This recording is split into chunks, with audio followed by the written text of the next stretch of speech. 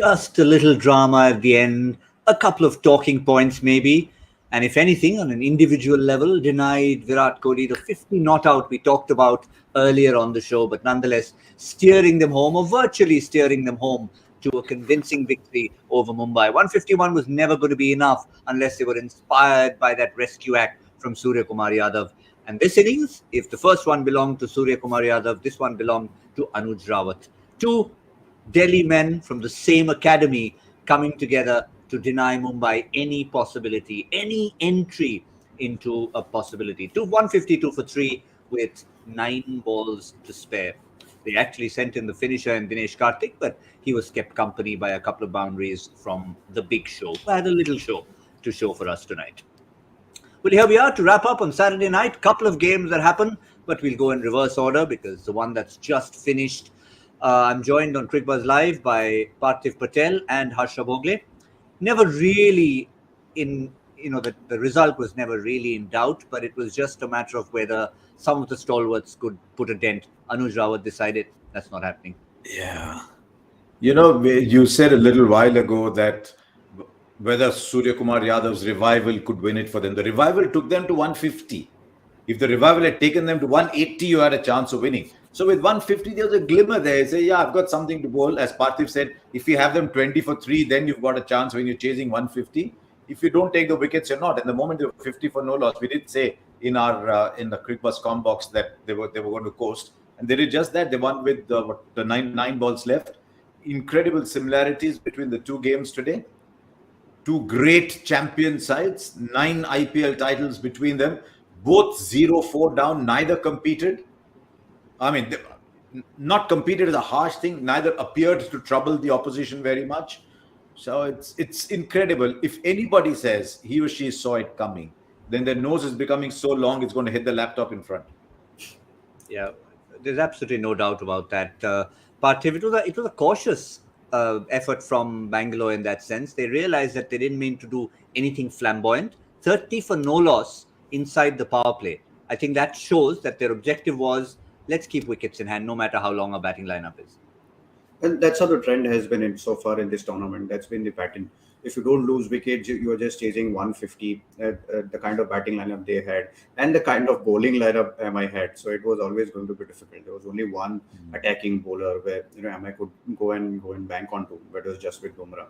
It's not the case. You don't have Bolt. You don't have Rahul Chahar who can force the issue during middle overs. You had Kyron Pollard bowling. You had Unadkat bowling. You had M. Ashwin. I mean, not taking away anything from them, but you just look at this bowling lineup. It's just that there aren't enough wicket taking options in this bowling. I thought Thampi was brilliant with his first over. He started really well, but then there isn't enough to talk about in this Mumbai's bowling lineup. But yeah, I think there was only one stage where I thought that MI was in game, was maybe during that phase of 8th to 10th over or maybe 11th over. If they had a couple of good overs or maybe wickets here and there, that could have been the story. Maybe slightest of chance. Otherwise, I don't think they were ever in this chase. Probably Harsha, the catch of Deval Brevis. Yeah, it looked fairly comfortable. But I think yeah. I mean, he caught it, but there's so much batting to follow. When we did that com box, which is the point Parthiv is raising, it was 9 and over at that point. If they had got 2 wickets then and taken it to 11 and over, then you don't know what happens. That was probably the only chance. But you look down that lineup, which bowler was going to trouble you? Bumrah was the only one, and even his figures, because of the 4 and 6 in the last over, are not looking that great. But he's got no support. Basil Thampi, even the other day, bowled well in the power play, but he tends to go for runs at the back end. So if you're Rohit Sharma, can you imagine? Parthiv Patel has been captain of Gujarat for many years. Can you imagine you're captain of Mumbai Indians? You're looking around and saying, right, who's getting me the breakthrough? And you say, Bumrah. I said, no, I've already looked at him. You look around, Bumrah. No, I already looked at him. Bumrah, I already looked at him. So who are you looking at? And I think that is the issue. So when the season started, we knew that Chennai might struggle. Nobody anticipated 0-4. You thought Mumbai's batting was in very, very safe hands, but that the bowling may be one shot, but that the batting could cover up for it. Nobody thought 0-4. That's not great for the tournament. I'm not speaking as a Mumbai fan or a Chennai fan. It's not great for the tournament when the storied teams that bring in the teams are down. So they need to start coming back right from the next game and have a 3 or 4 winning streak. Yeah, that's the winning streak that they've talked about in that dugout. But it was ideally supposed to start from here, as it was for Chennai earlier in the afternoon, but it didn't happen. But for Anuj Rawat, again, Parthiv, it's been one of the stories of the tournament. So often we've seen young Indian players come up with cameos, and you pat them on the back and you say there's great potential there. But the one thing we've seen this season is, both with the ball and the bat in hand, if a Tilak Verma comes, he plays a longish innings. Today, Anuj Rawat didn't just show that he's capable of 30 or 20 balls. He stayed there virtually till the end and sealed it. Yeah, absolutely. I think, to me, I think the versatility of these players, this amazes me. I think if you look at Anuj Rawat, he is opening here in IPL and for Delhi. And if he plays Vijay Hazare, which is a 50-over tournament, he bats in the middle over. If he plays Ranji Trophy, he bats in middle order. So he is someone who can can be used as a floater as well. So he got starts in couple of games, 3 games which he played prior to this. But to go on and play an inning like this, especially side like Mumbai Indians, they know they're going to push hard. They showing his heart, stepping out to Bumrah was that's something which we want to see from these fearless youngsters which are coming in. And this tournament is all about youngsters, youngsters putting their finger up and saying, don't just look at Virat Kohli, or you don't just look at Rohit Sharma. There is Tilak Verma in Mumbai Indians, there is Anuj Rawat here, and if you go to Lucknow, there is Ayush Badoni saying there is not only KL Rahul in this side, there is me, who could make difference in result. I think, to me, these youngsters are making a difference in the result. It's not just their own performance; it's just they are playing meaningful innings which can actually affect the results. That's fantastic, because, to be honest, the fear was that when you have 10 teams, there could be a dilution in standard because the same players are now being spread over 10. What we are discovering is there was another garden patch that we didn't know, and there were lots of flowers blooming there too. So all along we were looking in our garden patch, but actually there were more flowers blooming there. And so this IPL has actually been lifted by the young players who may or may not have got a chance otherwise if there had been 8 teams. So that's the great thing about this tournament so far. The other thing I will say about Anuj Rawat, though, is that there's a difference in approach with RCB this year. They stayed with him for the 4th game in a row. He had not done anything spectacular in the first 3 games. As Parthiv said, he got a start, but he not done anything spectacular. He was scoring 105, 110 strike rate, but they stayed with him. And that's something we've criticized RCB for in the past, because they used to keep constantly changing sides. This year, they stayed. He's lucky he's got 4 games, and he's had the opportunity to play himself in. And we talked about the similarity, Parthiv. Same academy. Parthiv, I said Parthiv and I'm talking about him. Anuj Rawat, Virat Kohli, not just in the same team, but what does it do to Anuj Rawat knowing that he's got Virat Kohli at the other end? Himself not exactly flowering with runs, but coming into form with this innings. See, I think it helps. It helps when you have some known figure playing with you in the middle, because you got to accept it. This is high pressure tournament. This is just not the normal tournament. This is almost, as we speak, IPL is almost like an international standard tournament where pressure from everyone, from media or from franchisee, from anything, it's there. But when you have someone who can comfort you in the middle, or someone who can guide you, especially in chases like this, there is no one better than Virat Kohli. You could see this 48 of 36. Never looked like that Anuj Rawat was in trouble, but that helps. And say if it's from the same state, they know, even Virat knows that he's been brought up by the same coach, so the same methods must have been applied. And so I'm sure that comforting level helped Anuj Rawat, but you got to give credit to Virat Kohli here as well. The way he was batting, the way he was, he was his old best, where he would hit boundary and then run around and take this couple of runs here and there. And maybe he was helping Anuj Rawat with the calculation as well.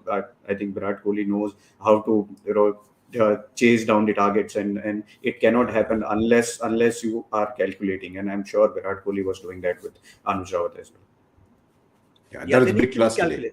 They needed to calculate, Harsha. It wasn't exactly done and dusted. 14 of 13 meant you still had to finish the job. One of the reasons why they sent in Dinesh Karthik, the finisher. And Dinesh Karthik is like, he doesn't know there's a whole story. It's like Dinesh Karthik is told you only write the last 5 pages of the book. Yeah. But someone's got to write the plot, right? He only comes the last 5 pages. He comes one pull for 6. Thank you. Yeah. Then Maxwell comes tum. Thank you. Suppose one day Dinesh Karthik makes 8 of 8 balls. I wonder what he'll do. He won't know what to do. What happened here? Should I go back to the studio? I don't know. He doesn't know it. But he's in Yeah. I'll tell you what else I like, Parthiv. There was an overthrow on which they had to run 3. Yes. So they ran 2 very quickly. It's not that Dinesh Karthik is just popping out of a studio to go and bat. He's fit. He ran those 2 very quickly and then came back for the 3rd.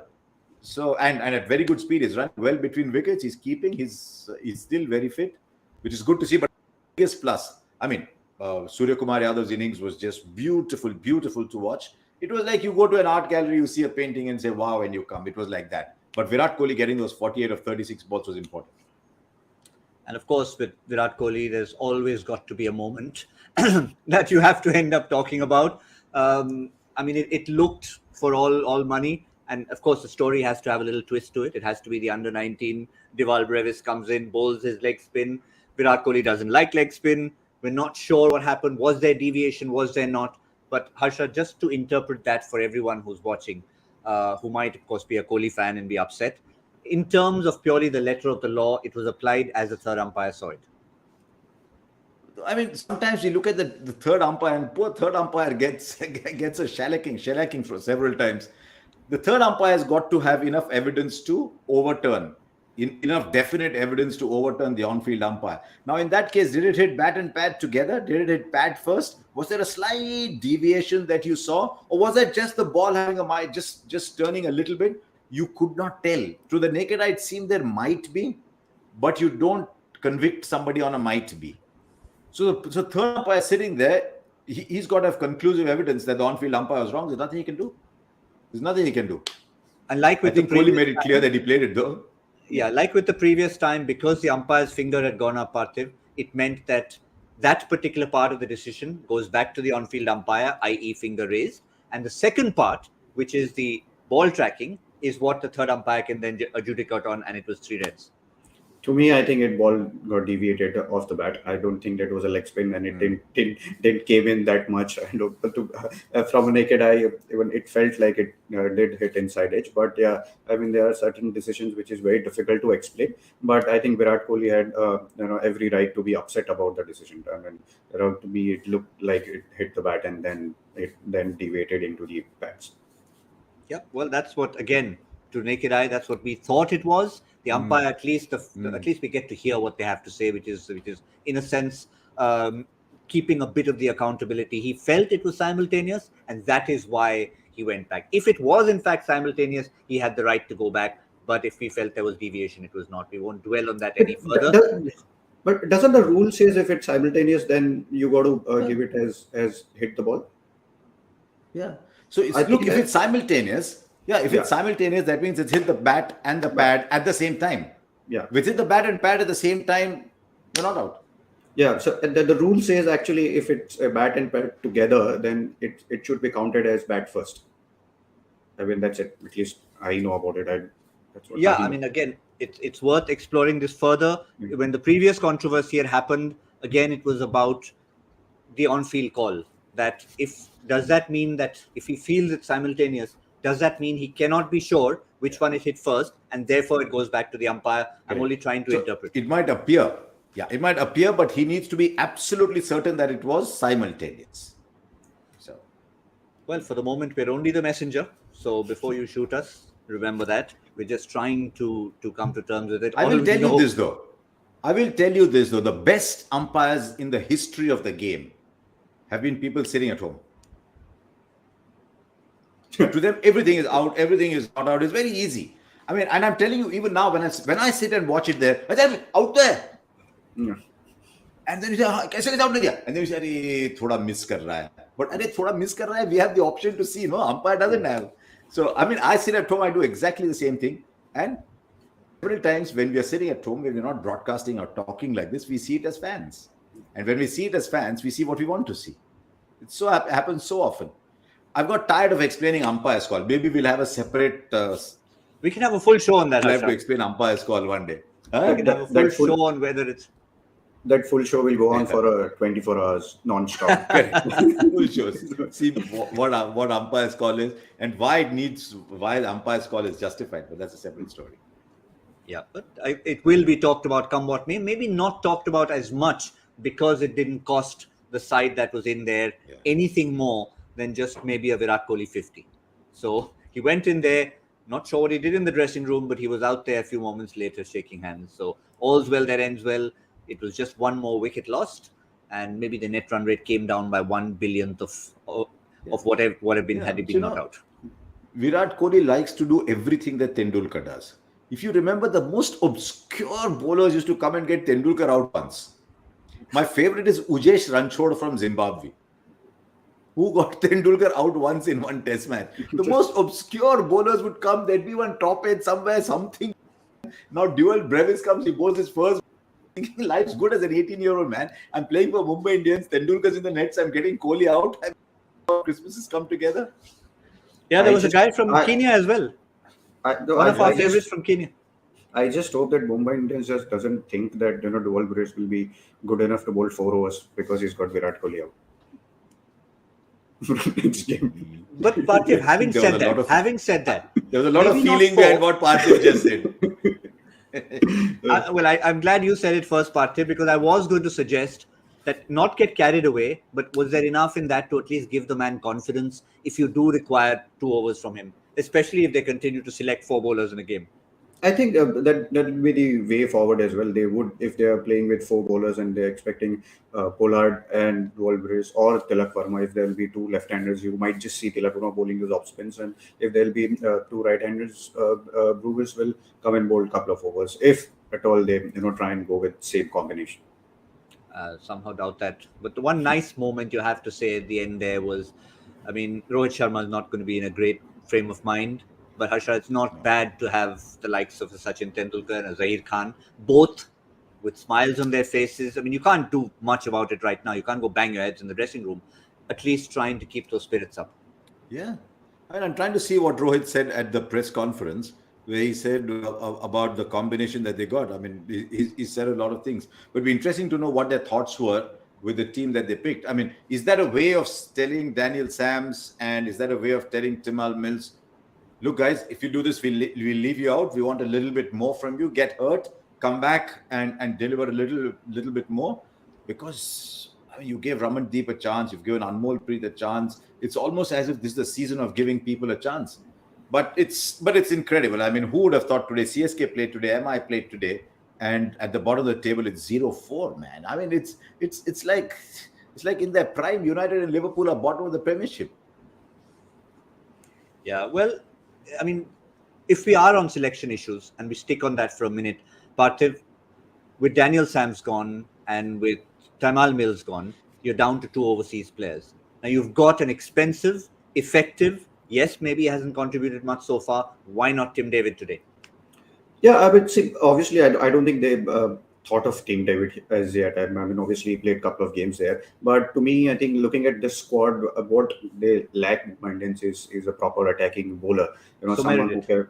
Yeah, so maybe if at all they wanted to make a change at Timal Mills, then they could have gone straight to Riley Meredith, just like replacement, maybe a bit of pace in the middle over. So someone like Anuj Rawat, who was batting today, Indian domestic batsman, can.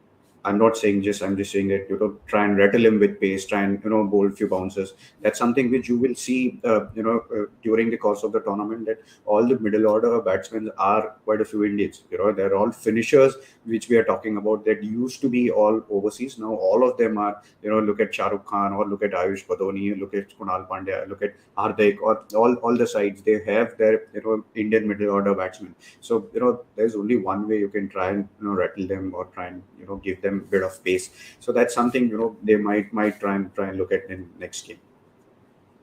Yeah, I'm sure they'll have to come into contention though. There's Meredith and Tim David. It's not just about the money, Harsha. I know we talk about, okay, you spent a lot on him, so there's a little pressure on you to play him. But it's also about what he can bring to you. I know he hasn't so far, but that is important as well. They could look at Fabian Allen. Yeah. I don't know how well Mayank Markanday is bowling in the nets in practice or in the practice games. If he's bowling well, maybe they could look at Mayank Markanday. Murugan Ashwin is there. I expected a little bit more from him, to be honest. I expected a little bit more from him, and he's got 4 games. They could maybe look at Fabian Allen as a hard-hitting finisher and someone who can give you some days 3 overs, some days 4 overs. That's a possibility for them. But how do they look at this 4 down? Do they say, okay, 4 gone, let's pick the team that we think is going to win the tournament and start afresh? Or do they say, I mean, we've seen enough of these people and we just put them aside? You say I paid 8.5 crores for Tim David, so I'll play him 3 more games, come what may. I'll be very interested to see what team they pick in the next game. They've got something. I've been in the sides where a guy's been paid 10 crores and they've not played all the games. So I don't think the team management or coaches nowadays think that if you've paid 8 or 10 crores you got to play. Sometimes if it doesn't fit into your 11 you don't play him, or if he's not in form you can't play because if look at Umesh Yadav. He's just got he was picked up for 1 crore and he's wearing a purple cap right now. So money doesn't decide whether what kind of form he is in. So I think that is the call. I think the biggest call would be what kind of combination the team management feels that will put that onto the park, with captain thinking that he's confident that I have this 5 bowlers, I have this batting lineup, so that I can play freely when I'm opening with Ishan Kishan, and when I go on the field with my 5 bowlers, I'm confident that if I don't get wickets in first 6, there is someone who can fall back to, except Bumrah. So that is something, and select them and give them at least 3 or 4 games. Now, it is difficult when you're 4-0 and you can't just say that give them 3-4 games. So that call will be they'll have to take that call at some stage. Yeah, no, you've you can't do much about players you don't have, but like Surya Kumar Yadav in that hole, like Deepak Chahar for Chennai, we know that Trent Bolt and even a Rahul Chahar are now being missed a lot, because they were both people who could, in situations like today, when you haven't got enough on the board, get you those extra wickets. Yeah, but every team can say that. Delhi Capitals can say that we're missing Avesh Khan, we're missing Ashwin. So when there's a big auction, there is a churn. But how good did you see Deepu's stats about Mumbai Indians every year after an auction? Every year after an auction, at least 0-3 down in the auction year. So maybe it's just the team that takes a little time to get used to combinations and then start to play well together. That's a possibility. When I said that you've got the expensive player sitting on the bench, all I meant was at the time of the auction, you thought he was good enough to pay that much money. So obviously you rated him as a player. But Parthiv is right. At this stage, they've got to look at the combination, and maybe they've got to say, look, our bowling is not good enough. We'll play 5 bowlers and we play 6 batsmen. If one of the 5 bowlers is good enough to bat at 7, so be it. But our 6 batsmen are world class. So we'll back our 6 batsmen to get there. But it's interesting that we're talking more about MI and CSK and in the mid innings as well, rather than RCB. Yeah, quick look at the numbers that matter, which is, of course, the points table. And yes, it's something that you would not expect to see. Mumbai played 4, Chennai played 4, not a single point between them, 9 titles, 0 points. Now, this is probably the test of character for both these franchises to try and come back from more matches to play. Now they'll have to start telling themselves, how many out of 10 do we know we have to win? Possibly 8. Possibly 8. Yeah. One game it's funny when we get our rosters. Yeah. When we get our rosters, the first thing we look at is, okay, what games am I doing? And you tend to look at saying, okay, have I got an MICSK game on my roster? Oh, good. I've got an MICSK game. That'll be fun. And suddenly 2 weeks into the tournament, you're saying, oh, okay, that's team 9 and 10. Who would have thought? Yeah, but I think, Parthiv, you said it, 1 game at a time. Yeah, you can't. Obviously, that's an extra pressure on you when you're thinking too much ahead. 10 games are way too much to think of that. You have to win 8 out of 10. You got to go out there, treat every game as your knockout game, and try and build inning and maybe try and get this momentum. I know this momentum word has been overused a lot of times, but I think you do get that in T20. That once you won that all the coaches uses, captains uses, all the experts uses. They've got into a nice momentum, nice rhythm. But maybe try and use the word rhythm. Maybe if they get into a nice rhythm of winning 1 game, get the combination right. And try and put everyone into that positive mindset. See, this panic and all of that words have been used because captain, coach, and everyone knows that if we lose one more game or if we lose couple of more games from here, this panic will come. This, they're trying to stay positive and all of that. We'll have to use those words more. So I think that only one thing can change all of this word is W to next to your name. Only then One letter, all of yes. this can change. Obviously, Harsha Parthiv has been with Cricbuzz Live long enough to know that momentum is a word that you don't really. Correct. Yeah, not allowed. Not Momentum, allowed. number 4. Momentum, number 4. Process. Number 4. For 1 year, we talked about number 4. Yeah. Number 4 in the Indian team for the World Cup. Who is going to be number 4? 1 year we talked. And till the semi-final, we didn't know who's batting at number 4. Here we are in the semi-final. No one knows who's going to bat at number 4. Can you imagine Rishabh Pant 4, Dinesh Karthik 5? They were not supposed to be in the team in the first place. But that is one of the great. But the 4 we cannot avoid. Harsha, I know we said that, but today we can't avoid it. 2 teams are facing -4, 0 and 4. We talked about Mumbai, but Parthiv, in terms of trying to make a comparison between 2 teams, Chennai 0-4 is a little bit different from Mumbai 0-4, whichever way you want to look at it. On the one hand, Mumbai probably, I'm not sure about tonight, but have been more competitive in the 3 out of the 4 losses. Chennai perhaps haven't, number 1. Number 2, maybe not as different looking a team as much in terms of wholesale changes. How do Chennai look at 0-4 vis-a-vis Mumbai for you?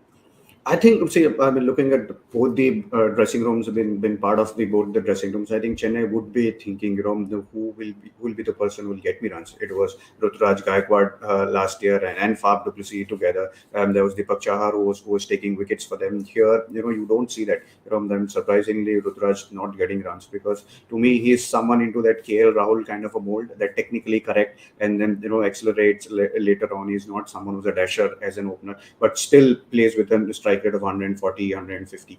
So I'm then quite a bit surprised that he is not got runs. But yeah, I think out of both the teams, Mumbai would still be thinking a 1% or 2% that we was in the game in first 3 games. Chennai never looked like a side that they were maybe there was a chance of getting through. Harsha, where do they take it from there? Because Chennai one last time I'll use the 4. Ruturaj Gaikwad. We talked about the possible turnaround after 3 failures. He's had 4. He's playing big shots early, I think. He's going hard. He's playing big shots early. Maybe someone just needs to calm him down and say, don't worry. It's not that your India place is going. It's not like your CSK contract is going. Because in the course of a career, this will happen. So I think if he relaxes, because look, Robin is not getting younger. Robin is not going to be consistent every game simply because of the stage in life he is in. If he is, that's a huge plus. And we'll all be very happy, because that means cricket is very nice to watch, because he looks beautiful when he's going like that. But you need someone to stand up and say, right now, this is me. So who is that person? Is that Moeen Ali? Is that Ambati Rayudu? Is that Ravindra Jadeja? Who is that person? It cannot be Shivam Dubey.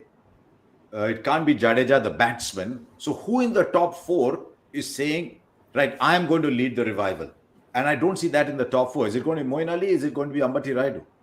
So I think that is where they have a small problem. At least in Mumbai, you can say, okay, Rohit Sharma can do it, Ishan Kishan can do it, or Surya Kumar Yadav can do it. So I think that is why they have a few more problems than Mumbai Indians do. And if he really had a tear, I don't know how effective Deepak Chahar will be coming back. So, I mean, you saw even Nokia. Yeah, that wasn't a great start. I'm just a weird thought which was just coming into when Harsha asked, who could revive this CSK side, Yeah. And there's someone who's revived this CSK side over the years is MS Dhoni. He started his career as an opener. Why not? He's at the fake end of his career. Why not him? He's batting at number 7. Hardly batting for 10 balls or 15 balls. So why not MS Dhoni just bats up in the order, maybe 3 or maybe open, just a figure like MS Dhoni, even if he stays there for like 14, 15 overs, you never know. You will have to do something different. So maybe why not?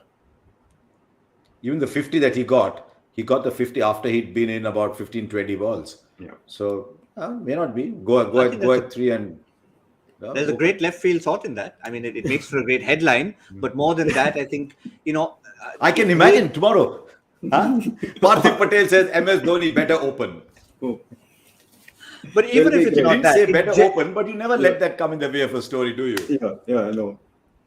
but they have to do I something. I mean, yeah. as left field Yeah. as it sounds, Harsha, it actually makes logical sense because you've got to find And also, I'll tell somebody you what's who'll do happening. something. Yeah, I'll tell you what's happening. Dhoni is coming in at 7. He's always coming into a crisis, and Dhoni is 41 years old. This is not the 29, 30-year-old Dhoni at the peak of his powers. So Dhoni is going to take some time. So he's nudging, if you see, and the more Dhoni is nudging in his first 10 balls, the more the other got to do something. So maybe at 7, he's. I mean, 7. This is Dhoni. He doesn't have to bat at 7. So it's actually, here's a thought worth thinking. Dhoni opens the batting. Can you imagine? It's like Ashabhai, say every time when India was in trouble playing on a seaming wicket, the MS Dhoni's got runs. Whether it was against Sri Lanka where he got 80 in Dharamshala, whether it was Chennai in Pakistan where he got 100, India was 70 for 5. With his technique, everyone would think that he would struggle on a seaming wicket. Here, ball is seaming around in first 4-5 overs, so that's not a question. He has his own technique. He knows how to survive, and he knows once he has survived those 15-20 balls, you never know. I mean, maybe it's worth a thought. Maybe think outside the box. I mean, I'm thinking back, Harsha, to 1996, Sri Lanka, when they went with a combination of Jayasuriya and Kaluvitharna. Kaluvitharna was a standard number 7, number 8 wicketkeeper batsman. But they saw something in him and said, listen, first 15 overs, how do we change the game? And they popped him up to join Sana Jayasuriya and made a huge difference. Sunil Narayan was playing a game for Melbourne against Melbourne in the Big Bash. It was ludicrous to make him go and open. He was just a spinner. And it changed his life. It changed so many franchises' lives. So things can happen. Okay. We leave it. We'll leave it at that. Though with the Jayasuriya Kaluvitharna thing, I think it's if you look at how many runs Kaluvitharna actually made in the '96 World Cup, you'll say, "Oops, I didn't few." But yeah. Okay, we'll think about it. Next game. All right, we've got a headline. We've got a headline. Yeah. That's something which I've learned broadcasting. Got to give headlines. Well done, Parthiv. You like your headline in innings. First 6 overs in the power play. Make your statement. People remember Parthiv Patel. They remember Anuj Rawat. They remember what's been done up there. So good luck in that one. But yeah, I think it's something. CS, both the franchises will have to think of doing something different. Get the combination right. Get the house in order. But that's as far as the 2 games today are concerned. As Harsha mentioned a while ago, both had a very similar pattern to it. 2 great franchises going down in run chases that for large parts looked inevitable. Highlight of the day would have to be Surya Kumar Yadav, and I think that'll be a bright spark for Mumbai. Looking ahead, what's coming up? What's our double dose on Super Sunday? We've got Kolkata playing Delhi. Delhi didn't have the worst possible start, but suddenly they find themselves in this competitive bunched up table at number 7. Kolkata are in the very top half of the table. And then later on in the evening, we're going to have game number 2, which is game 4 in this weekend. And this is what's coming up in the afternoon. It's Rajasthan taking on Lucknow, pink against turquoise. And again, 2 teams sitting right at the top of the table. One new franchise, one very well-oiled machine doing really, really well. Let's look at the first of the 2 games, Harsha. Yeah, and good bowling sides. That's what it said. I think it was your tweet that said, for all that we've said about bowlers, yesterday you put it out. Yeah. Glad that bowlers... It's the bowling sides that are doing well. Yeah. It's the batsmen that are the blue-eyed boys. It's the bowlers that are taking the teams ahead. So if you look at... Okay, let's go through the 2 teams tomorrow. We are looking at KKR versus... Delhi. Yeah. Now, Delhi nowhere near the bowling side they were last year. It's very difficult to be the same bowling side if you're without Rabada, you're without Avesh, you're without Ashwin. So it's difficult to be as strong. But I think Fizz is doing well for them, and Nokia will only get better. He won't sort of bowl 2.2 overs and get out every single time. And Shardul is... It's amazing how often he gives you wickets. You never look and say, wow, Shardul in the side. But he's always there. So he's Shardul and Akshar as your 4 and 5. Shardul, Akshar, Kuldeep. And Lalit Yadav, I think, has been chipping in. So I think it's still a decent side, bowling side. It's not as good as the bowling side last year, but it's still a pretty good bowling side. I don't know if I'd want... Yeah, maybe you should play Sarfaraz 3, Robin Powell 5. Depends on the match situation. But I think it's still a pretty good tournament. Once Once Mitch Marsh comes in, it'll probably become a little more powerful. Yeah, I think but if he does come in, you never know with him. Parthiv, they all got excited about this, at least on paper. The moment they were saying waiting, Warner Nokia, and Warner Nokia came in, they did nothing. If anything, Nokia 2.2 overs for 36. So I think if these two start contributing what they can, then Delhi will start looking even more formidable. Yeah, absolutely. I think these guys are proven players. I mean, Warner has been the face of Sunrisers. Sunrisers won because how Warner led their side and how many runs he has scored. Yeah, I mean, see, when someone like him comes into the side, you will get excited. You would want him to win games, especially when you have not won. But yeah, I mean, not too much worried about Warner's form or anything. He's got runs in Pakistan. He's been batting well. Maybe he's out of the space which he was in Sunrisers in last year. But yeah, and Nokia also. See, for a fast bowler to come out of injury and play a game without playing any practice games, it's not easy. Especially bowling with this wet ball and stuff. It's difficult to expect to get 5 wickets in first game itself from Nokia was probably asking for too much. I mean, look at Pat Cummins. Yes, he got runs, but he struggled as a bowler. If he came in first game, he went for 49. So it's not easy. So, but yeah, once they start firing, Delhi will be a different side, and you would want your Rishabh Pants and Prithvi Shaw and all of them to get runs as well. Prithvi got runs in last game, which is again a good sign. But yeah, they would be expecting a bit more from Rishabh Pant, the batsman, I think. Yeah, I don't think personnel is really a question at the moment, despite what happened in the last game. I think they just want to put things right and not look at possible tinkering with the 11. Kolkata, Harsha, also starting to get settled with that one maybe wicket-keeper question. We were wondering whether Saudi and Cummins should play together. Does this work for you in terms of the four foreigner combination, Russell, Narayan, Cummins and Sam Billings? Or would you like to see Saudi instead of Billings? Look, with Russell capable of giving you 2-3 overs every game, the last time they carried Rafiq Salam, if he gives you 2 overs, you're going to get 2 back from Russell. So I don't think bowling is an issue at the moment. Yes, you could bring in Tim Southee, but the reason they're playing Billings is that the problem with KKR at the moment is in the top 4. They need Rahane to score more regularly, but they also need Nitish Rana, because Nitish Rana is that left-hander at number 4 who's got to go and play the power game. So they need a little bit more from Nitish Rana, but because they're not getting that, I think they like having the solidity of Sam Billings in that middle order. Because otherwise, I mean, if they played Southee for Salam and played Sheldon Jackson for Sam Billings, I mean, look at that bowling side. That bowling side becomes stunning. But they're probably thinking, saying, look, we have Russell who will give us 2 overs anyway. We need the overseas batsman more than we need the overseas bowler at this stage. Parthiv, Sheldon Jackson as keeper has been impeccable, but maybe his credentials to be as solid as a Sam Billing, that credibility probably not quite there yet. See, I think I've seen Sheldon Jackson over the years. He plays for Saurashtra, but I've seen him very closely. He's not someone who would go out there and bat for number 5 or 6 for you.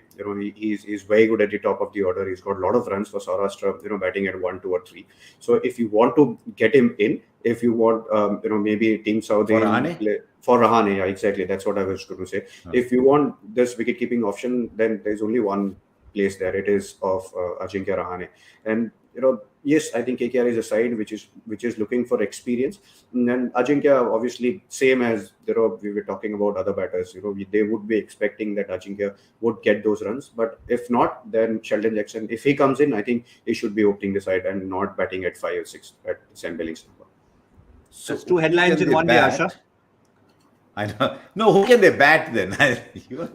You're becoming like okay, I won't go there. Okay. So, who can they bat then? Because if Sheldon Jackson comes in for, say, let's assume he comes in for Ajinkya Rahane, and Southee comes in for Billings, then you have Sheldon Jackson opening with Venkatesh Iyer, Shreyas Iyer 3, Nitish Rana 4. Then who bats at 5? Then do you get Russell batting up at 5? Then Russell could, or maybe you could have Sunil Narayan as a floater there, and then Pat Cummins bats at 7, Southee bats at 8. They have options, because both Cummins and Southee can bat a little bit. You have those options, but I think at the moment they'll probably still go with Billings because they like him to be batting at 4 or 5. Because I think KKR believes that they have that firepower in Cummins, Russell, and Sunil Narayan, all 3 of them. So they want a solid player in terms of, if you look at all their top four, it is, Ajinkya Rahane, someone, who bat at strike at 125, 130. Same is Shreyas Iyer, same with Nitish Rana. And they've fit in Venkatesh Iyer, who can just go out there and play shots. So I think it is a well-balanced side, but just in case, if they're thinking if their bowling's not working, just in case, then, this could be the other option which we are thinking. Yeah. That's Kolkata and Delhi. I'll continue to be in a minority of those who feel that if Sunil Narayan's in the side, just give him the license up the order. Allow yourself to be 30 for 1 with Sunil Narayan having made 21 of 9 balls. But I will continue to be in a minority and I'll shut up. And they have the luxury of Venkatesh Iyer, who can actually bat at any number. I mean, he was outstanding playing for India, batting at number 6. And, he has that experience also of domestic game. For MP, he has batted from number 1 to number 8. So that means he has that temperament and the capability of adjusting himself to different numbers. So according to options and all of that, KKR is quite flexible. Yeah, so they'll remain flexible. For the moment, it's 1 playing 7. That's as far as the afternoon game is concerned. That will be at the Brabourne Stadium. And then all the action will shift to, 100 meters down the road? The Wankhede Stadium. Just pop out. I actually put on a map, 700 meters. Oh, 700 meters. Okay, fine. Something like 500 meters, 700 meters, something. You can walk it. That's all that matters. Yeah, it's a short walk down the road.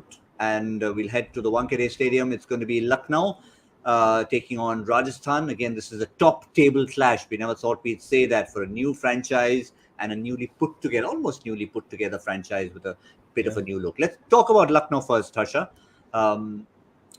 Again, they'll be in territory that they probably didn't expect to be in. The one decision they'll have to make is, do we want Marcus Stoinis to come in? He's been playing cricket in Pakistan, so it's not that he's coming in cold.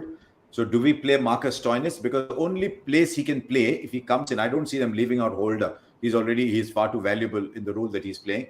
Is Stoinis comes in for Evan Lewis, who's won them one game already. Yeah, he's won them one game, but he's been a little erratic. So can you play Stoinis for Evan Lewis?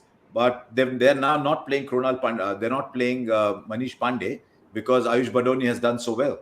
So I don't know how that batting order will come, whether they'll then say, okay, straight away, this guy goes in at 3, Stoinis goes in at 3, or whether they'll want a Badoni to bat at 3, or I don't know how they'll manage it if Stoinis comes in. But that's the only option. But, if Stoinis comes in, you get that extra bowling option, but they already have, because they played Krishnappa Gautam, they already had 6 bowling options. So that's the only decision I think they have to take. Badoni is very pleasantly spoiling all their plans. Well, we remember the time when Stoinis was so impactful for Delhi because they used him at the right times, and suddenly he became a match winner for them, did Marcus Stoinis. But it was an interesting one, Parthiv, when we saw Manish Pandey go out and we were expecting maybe a similar kind of player to come in. They actually changed the balance of the side by getting in Krishnappa Gautam in place of Manish Pandey. Yeah, that's something which you'll get from Gautam Gambhir. He's someone who's like horses for courses. He has the idea of understanding of the game, understanding the wicket, which player will be useful for them. And I won't be surprised if Stoinis comes in straight away, and I would just get him straight away in place of Evan Lewis. And after all, they had chance of retaining 3 players. I mean, not retaining, just pick them from the draft, and Stoinis was one of them. So if his fit is available, so I don't see any reason why they would not get him, unless Evan Lewis had scored. He had won that one game, but unless he was been outstandingly scoring 50s in almost every game. But yeah, I would want, and I wouldn't be surprised if Stoinis comes in straight away. I mean, the other option there, if they find that the track's not turning, if they find there's a little bit of grass they could then get Manish Pandey back for Krishnappa Gautam again, because Stoinis is giving you overs and he's giving you seam up overs. They could actually get Manish Pandey back in and not play Krishnappa Gautam, because then that'll give them 5 seam bowlers. If the conditions are there, and I think Parthiv is right. Gautam is very hands-on now. By the way, he might have mentor as a designation, but don't go by designations. Gautam is very, very hands-on in that side. Yeah, this is all very confusing for me because there's 3 Gautams being talked about here: Krishnappa, Gambhir, and me. And Bhimani. Not that I was being talked about, but I'm just saying I'm still here. I'm still here. It's a nice thought. It's a nice thought to think you're being talked about, but you are there. You are the one doing the talking. But yeah, unless the other thought is if Evan Lewis does 100 push-ups and promises never to sweep again, he might just keep his place.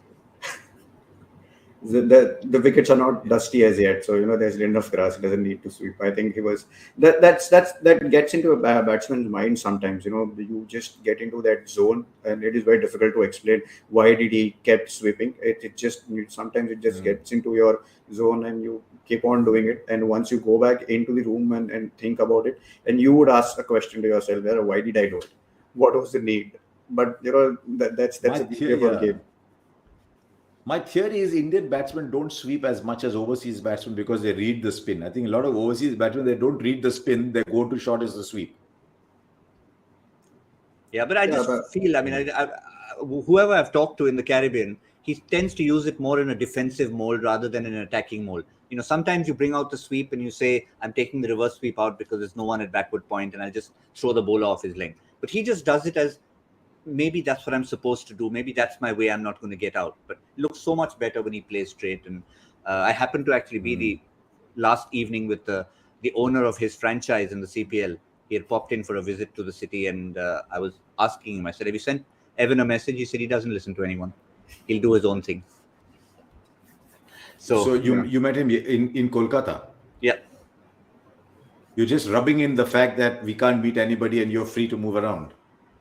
Just rub it in. And then you just popped had a pastry from Flurry's, and you just popped into Trinka's to see if Usha Uthup is still there, or you just walked and had some puchka while we are stuck in our rooms. Go on, rub it in.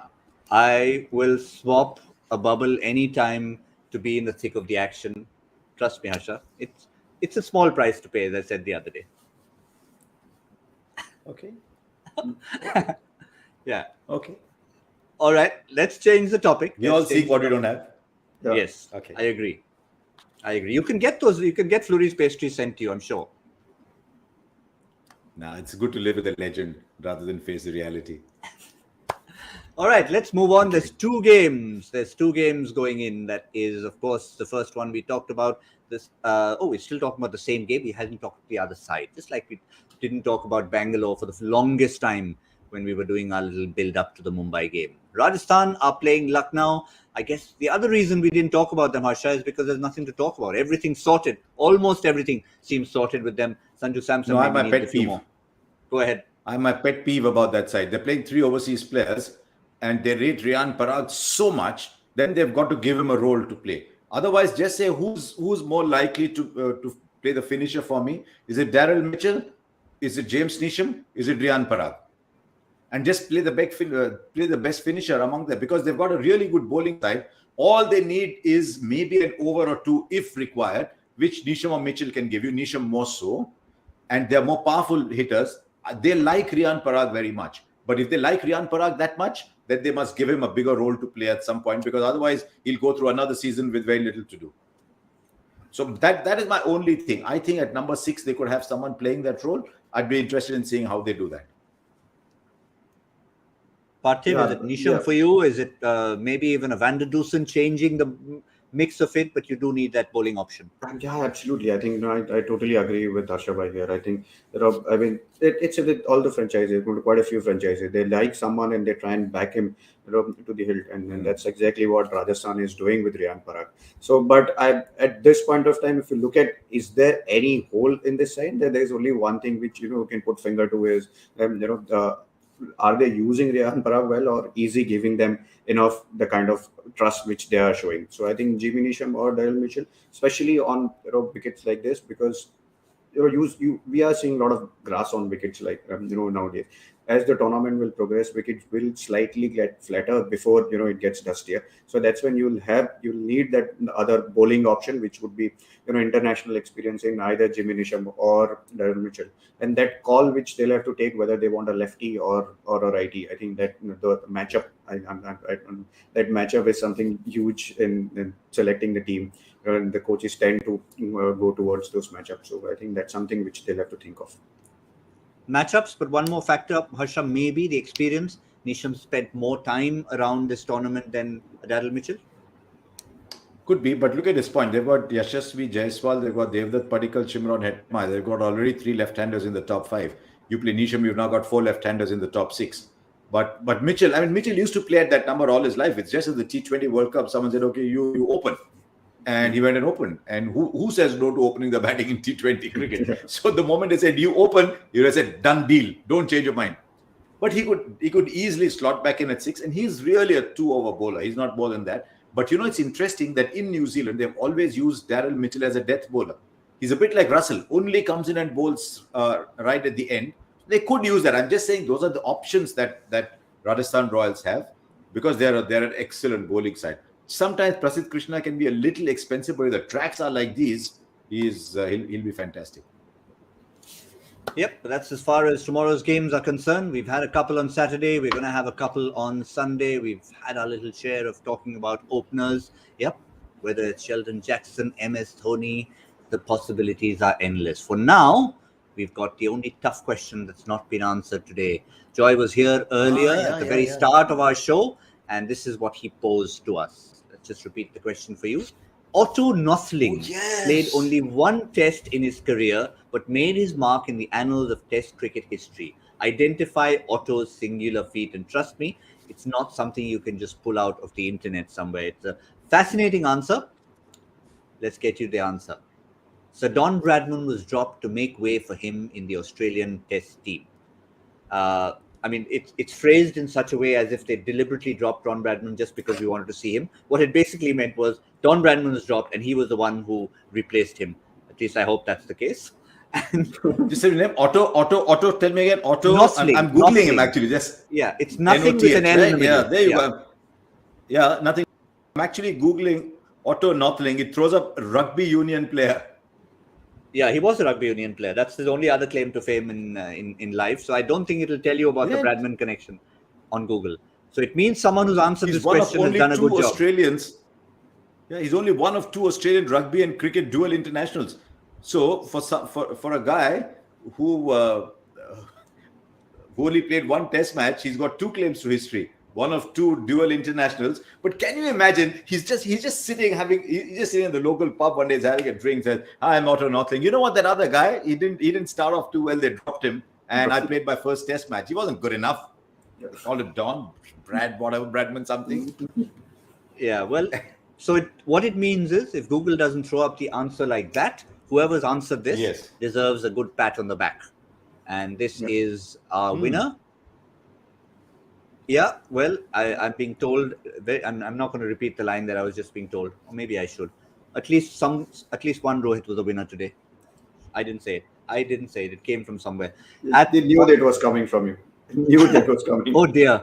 I'm responsible because I said every time someone says, I've been told to say it, that is a cop out. You wanted to say it. Here's another headline. Cricbuzz anchor makes fun of Indian cricket legend. Oh dear, I'll have to speak to my producer after this. Okay then. Yeah. But well done, Rohit. Anyway, well done, Rohit. This Rohit. Well that was a good answer. It was not. I mean, we love answers. Thank you, Joy, for that one. We keep telling him that no more half volleys, please. Get something that you can't pick up immediately, because we all like to ponder over it, and it's finally got there. Man who replaced Don Bradman, 1928. Born in Teutoburg. Now I'm getting excited. Born in Teutoburg. Yeah. He's a medical practitioner. I'm falling in love with Otto the Nothling. Nothing with an L. It's early in the morning, late at night, whichever way you look at it. Parthiv's got an early morning flight, so he's already looking around and saying, "Are we really he's going straight to the airport from this? I'm leaving at 1:30. Yeah, but good. So that's fine. But nevertheless, we'll be seeing you on the Hindi show tomorrow, Parthiv. But it was delightful to have you join us on English today. Yes, and thanks for joining in. Thank you. Always fun. And Harsha, thank you as always. And when are you back at the stadium? Tomorrow evening. You're at the Wankhede. I'm at the Wankhede tomorrow. 500 meters away from the Brabant Stadium. So good luck for that. We shall be keeping our eyes on with you for 4 days after that. Bad news for whom it depends on that. I'm always delighted to be in the company of all these stalwarts. Harsha, Parthiv, thank you so much. And all of you for joining us on Cricbuzz Live. Always a delight. It's been Saturday. It's already Sunday. Later today, we shall see you in the afternoon. It's a double header coming up. That's all from Cricbuzz Live.